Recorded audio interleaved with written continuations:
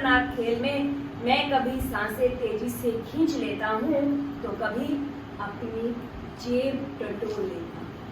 ये एक आम व्यक्ति जो हमारे आप सभी जानते हैं कि यात्रा के दौरान हमारे साथ क्या क्या स्थितियाँ हमारे सामने आती हैं, तो बहुत सुंदर ढंग से कविता में इसको प्रस्तुत किया है।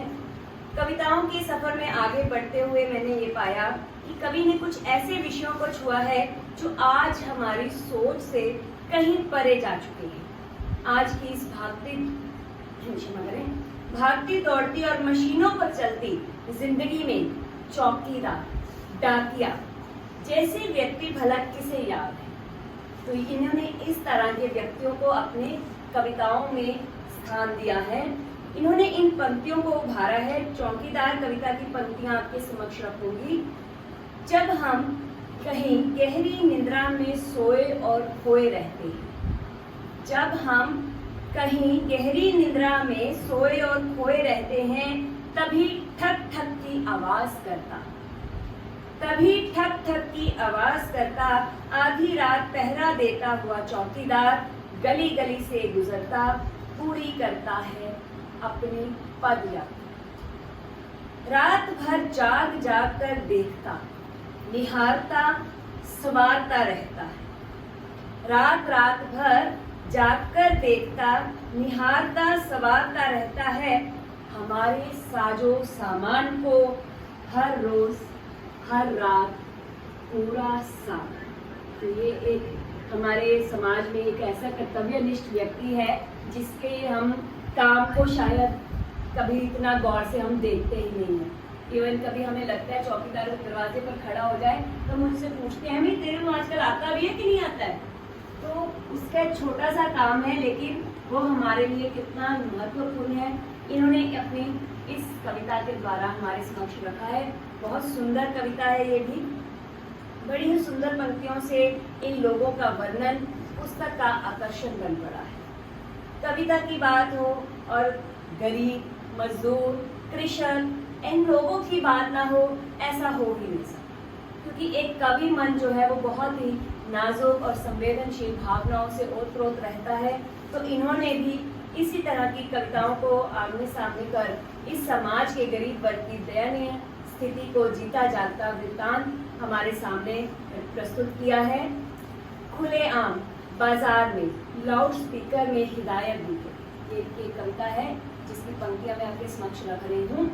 खुलेआम बाजार में लाउड स्पीकर से हिदायत दी गई, सब्जी मंडी हटा दी, सब्जी मंडी हटा दी गई, चैन की सांस ली, सब्जी बेचने वालों की आवाज दबा दी गई, सब्जी बेचने वालों की आवाज दबा दी गई, जनता की राय जो बन गई, जनता की राय जो बन गई, सुरक्षा को लेकर, प्रदूषण को लेकर, जनता की राय जो बन गई सुरक्षा को लेकर, प्रदूषण को लेकर। लेकिन ये निदान तो नहीं था, निदान तो नहीं था। ध्यान से सुनिए, इन प्रदूषण की बात करने वालों को ये निदान तो नहीं था। वही सब्जी मंडी अब ये सुनने वाली पंक्तियां हैं, वही सब्जी मंडी अब भट्टे में बदल गई, भट्टे में बदल गई। चिमनियां उगल रही हैं अब आग, धुआं, चिमनियां उगल रही हैं अब आग, धुआं। और शायद ना इसके बाद एक मौन है। कविता पढ़ते हुए ना ये सारी भावनाएं आती हैं। एक मौन है, एक लकीर खींच दी जाए और उसके बाद उस मौन के आगे की पंक्तियां किसी का संताप है। चिमनियां उगल रही हैं अब आग, धुआं, किसी का संताप बन। इस तरह इनकी कविताएं जो हैं, जीवन चक्र, शहर खाली है, कोहराम, अनजाना शहर, खिसकते बंधन, समझौता, इनकी अनेकों अनेक ऐसी कविताएं जो आज की जीवन शैली, जीवन की दौड़ में बिखरती उलझती जिंदगी, टूटते पीछे छूटते रिश्तों का संजीव चित्रण करती है। इनकी कविताओं में आज अपनी इस जीवन की भागदौड़ का भी हमें सजीव बंधन देखने को मिला है। कविता जीवन चक्र की पंक्तियां, कोई चल रहा है, जीवन चक्र कविता, उसकी पंक्तियां देखिए। कोई चल रहा है, कोई दौड़ रहा है, कोई चल रहा है, कोई दौड़ रहा है, कोई टूट रहा है, कोई टूटने के कगार पर है। आराम चैन, आराम चैन में सब गिरफ्त में है, झटपट की दौड़ में प्यास बुझ नहीं पा रही, झटपट की दौड़ में प्यास बुझ नहीं पा रही है। इन ठंडी बोतलों से अपने बर्तनों को भाड़े पर लगा रखा, अपने बर्तनों को भाड़े पर लगा रखा है और दूसरों के घर से पाइप फिट कर रखी है। अपने घर की मिट्टी से अब घड़े नहीं बनते, अपने घर की मिट्टी से अब घड़े नहीं बनते, कुएं से भी पानी नहीं निकलता। प्यास बुझाने के लिए दूसरों के दरवाजे को खटखटाना जरूरी है, दूसरे के दरवाजे को खटखटाना जरूरी है, मजबूरी है, शोर मचाना जरूरी है। इस तरह की कविताएं हैं जिसमें बीच में एक संदेश छुपा कि हम लोग अपने घरों में जो हो रहा है वो संभाल नहीं पा रहे, लेकिन दूसरों के घरों में ताका झांकी हमारी बिल्कुल चालू। मुझे नहीं पता कवि ने किस भावों को उठाया, लेकिन जो भाव इस कविता में मुझे दो तरह के भाव समझ में आए कि एक तो हम दूसरों के घरों में ताका झांकी नहीं छोड़ते, अपने बर्तन जहाँ पड़े हैं वो पड़े रहेंगे, कोई बात नहीं। दूसरा ये है जो हमारे पास है हम उससे संतुष्ट नहीं, हम उससे बिल्कुल भी संतुष्ट ना होकर हम इधर उधर अपनी दूसरी चीजों की आपाधापी में लगे हुए। तो कविताएं बहुत ही सुंदर तरीके से सामने उभर कर आ रही हैं और बहुत ही सुंदर तरीके से हमें आकर्षित करती हैं। पुस्तक पढ़ते हुए यानी जब हम प्रपत्र लिखते हैं ना, तो आमतौर पे होता है कि हमें कुछ कविताएं चाहिए ताकि हम उनको कवि को समझ सकें। जब मैंने पुस्तक पढ़नी शुरू की, मैंने पन्ने मोड़ने शुरू किए, तो अंत में लगा कि ये तो कई पन्ने मुड़ गए, इतना लंबा पत्र कौन सुनेगा मुझे। लेकिन कविताएं इतनी सुंदर, हर कविता का अपना भाव है। तो इस तरह ये कविताएं मुझे ये पुस्तक बहुत ही सुंदर लगी। तो यही है हमारे मेरी और आपकी जिंदगी का सच कि हम भाग रहे हैं, जाना कहाँ है पता नहीं, पाना कितना है ये भी पता नहीं, अंत नहीं बस हम चले जा रहे हैं। और इस दौड़ भरी जिंदगी में आपाधापी में हम कब अंत कब हो रहा है हमें ज्ञात नहीं। कवि की ये कविता वक्त ये इस बात को स्पष्ट करेगी आपके सामने, ये पंक्तियां इस बात को प्रमाणित करेगी कि हम केवल दौड़ रहे हैं। हम वक्त के साथ आंख मिचौने का खेल खेलते रहे। सुनिए, हम वक्त के साथ आंख मिचौने का खेल खेलते रह गए, लेकिन एक वक्त आया हम झूलते ही रहे, लेकिन एक वक्त आया हम झूलते ही रह गए, उसने हमें अपनी गोद में उठाया।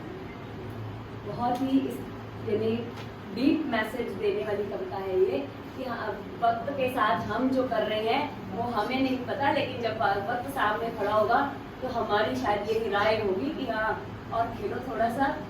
तो बहुत सुंदर।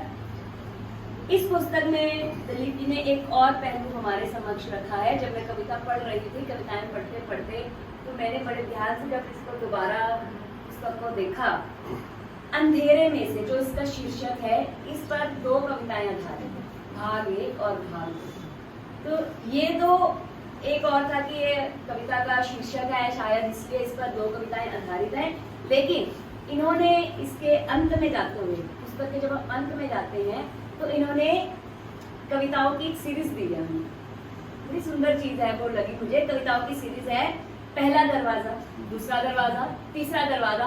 मुझे ऐसे लगा कि कल्पना चावला शायद अंतरिक्ष में जा रही है, तो उसके दरवाजे खुल रहे हैं, तो हम उन्हीं की सैर करने जा रहे हैं।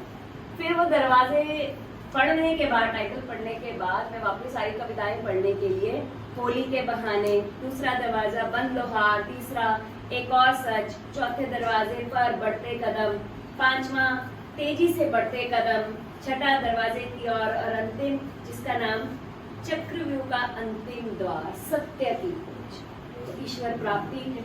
बहुत सी चीजें हैं जो साथ में बंधी हुई हमारे सामने आती हैं, जैसे 7 सुर हो गए, 7 हमारी नाड़ियां हो गई, ठीक है, 7 रंग हो गए इंद्रधनुष के।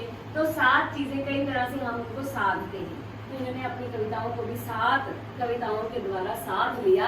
अंतिम सत्य की खोज पर जाकर इन्होंने अपनी पुस्तक को, अंतिम कविता को वहाँ पर विराम दिया।